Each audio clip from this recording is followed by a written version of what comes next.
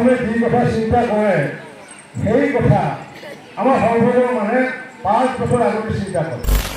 ৰাজনৈতিকভাৱে আমাৰ মানুহখিনি পৰিপক্ক, ৰাজনৈতিকভাৱে মানুহখিনি জ্ঞানী কাৰণে আজি অসমৰ যি পৰিৱেশ সেই পৰিৱেশ আমি সৰ্বভোগত আজি আপোনালোকে 11 চনতে আনিছোঁ। 2011 চনত এই বৰপেটা জিলাৰ একমাত্ৰ সৰ্বভোগ সমষ্টি আৰু পাটচাকুচি সমষ্টি 2011 চনতে ভাৰতীয় জনতা পাৰ্টীৰ বিধায়ক হৈছিল।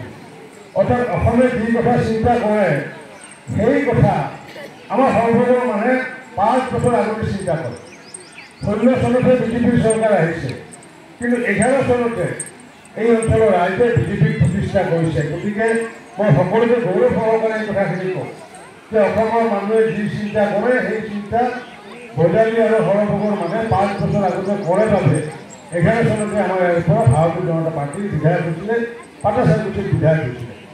গতিকে ৰাজনৈতিকভাৱে আমাৰ মানুহখিনি পৰিপক্ক, ৰাজনৈতিকভাৱে মানুহখিনি জ্ঞানী কাৰণে আজি অসমৰ যি পৰিৱেশ সেই পৰিৱেশ আমি সৰ্বভোগত আজি আপোনালোকে 11 চনতে আনিছে।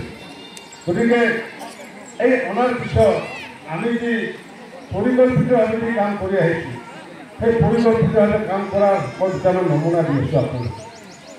মাননীয় প্ৰধানমন্ত্ৰী ডাঙৰীয়াই কয়, এটা কথা কয় যে ভাৰতবৰ্ষত জাতি 4টা আছে। আমি সাধাৰণতে জাতি বুলি আমি কওঁ, কি কওঁ যে অসমীয়া, বঙালী, হিন্দী ভাষী, কোচ ৰাজবংশী, নাথ, জ্যোতি, কোনোবাই কেওট, কোনোবাই কলিতা, কোনোবাই হয়তো হীৰা, কোনোবাই হয়তো অন্য সম্প্ৰদায়, শৰণীয়া, কোনোবাই হয়তো বড়ো, ৰাভা, আমি এইবিলাক জাতি বুলি কওঁ। মাননীয় প্ৰধানমন্ত্ৰী ডাঙৰীয়াই কৈছে যে ভাৰতত 4টা জাতি আছে আৰু সেই 4টা জাতি কি? তেখেতে কৈছিলে যে ভাৰতবৰ্ষখন যিহেতু আগন্তুক দিনত বিশ্বক নেতৃত্ব দিব, ভাৰতবৰ্ষখন যিহেতু আগন্তুক দিনত ৰাষ্ট্ৰগুৰু হিচাপে প্ৰতিষ্ঠা হ'ব আৰু ৰাষ্ট্ৰগুৰু হিচাপে প্ৰতিষ্ঠা হ'ব লাগিলে আমি প্ৰথমতে আমি কি কৰিব লাগিব? 4টা জাতিক উন্নয়ন কৰিব লাগিব। সেই 4টা জাতি কি? প্ৰধানমন্ত্ৰীৰ ভাষাত এটা হৈছে দুখীয়াসকলক এটা জাতি বুলি কৈছে, দ্বিতীয় কৈছে মহিলাসকলক এটা জাতি বুলি কৈছে, তৃতীয় কৈছে কৃষকসকলক এটা জাতি বুলি কৈছে আৰু চতুৰ্থ কৈছে যুৱকসকলক এটা জাতি বুলি কৈছে। তেখেতে কৈছে এই 4টা জাতিক যদি আমি উন্নয়ন কৰিব পাৰোঁ অট'মেটিকেলি ভাৰতবৰ্ষৰ উন্নয়ন হ'ব।